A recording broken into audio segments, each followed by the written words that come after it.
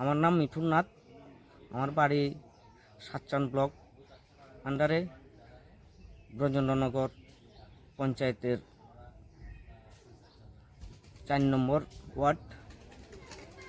আমার সরকার এই স্কিম আমাকে দিয়েছে এবং খুবই ভালো লাগলো। আমার এটা অনেক আগে আমার একটা আশা ছিল যে আমি একটা ফুলের বাগান করুম বা একটা ফুলের চাষ করুম, কিছু জায়গা আছে এটার মধ্যে। এরপর শুনি যে মানে গভর্নমেন্ট থেকে সাহায্য করে, তারপরে আমি যোগাযোগ করলাম। যোগাযোগ করানোর পরে তো এই গভর্নমেন্ট আমার এই জিনিসটা দিয়ে গেছে এবং তারা সব কিছু ফুলের চারা থেকে শুরু করি এবং ঘর থেকে শুরু করে সব কিছু তারা আমার দিয়া এবং ফুল চারাটি লাগাইয়া দিয়ে গেছে, কীভাবে করতে হবে সব কিছু বুঝাইয়া দিয়ে গেছে।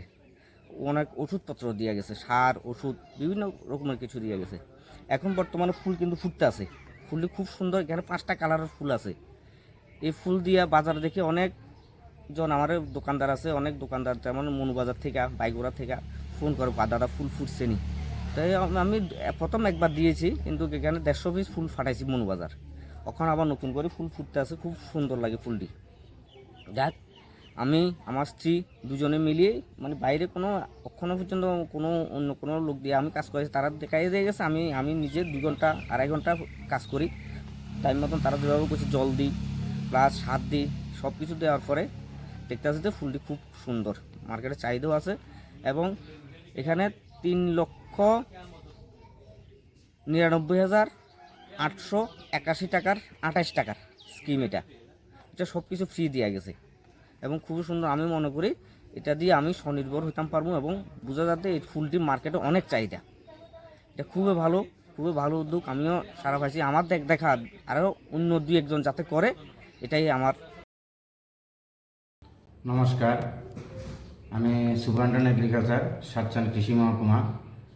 আমাদের এই সাব ডিভিশনের আন্ডারে ব্রজেন্দ্রনগর গ্রাম পঞ্চায়েতের একজন কৃষক, ওনাকে আমরা আমাদের উদ্যান দপ্তর থেকে একটা এক্সোটিক ফ্লাওয়ার কাল্টিভেশনের জন্য প্রোটেক্টেড স্ট্রাকচার আমরা দিয়েছি।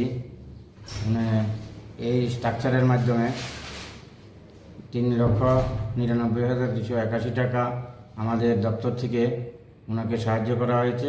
উনি সেই স্ট্রাকচার বানিয়ে দেওয়া হয়েছে এবং ফুল গাছ লাগিয়ে দেওয়া হয়েছে সেখানে জারবেরা। সেই ফুল মোটামুটি এখন আমরা 2025-26 অর্থ বছরে আমরা লাগিয়েছি। এখন ফুল ফোটা শুরু হয়েছে। এই ফুল বিক্রি করে উনি আর্থিকভাবে স্বাবলম্বী হতে পারবেন আমরা আশা করছি।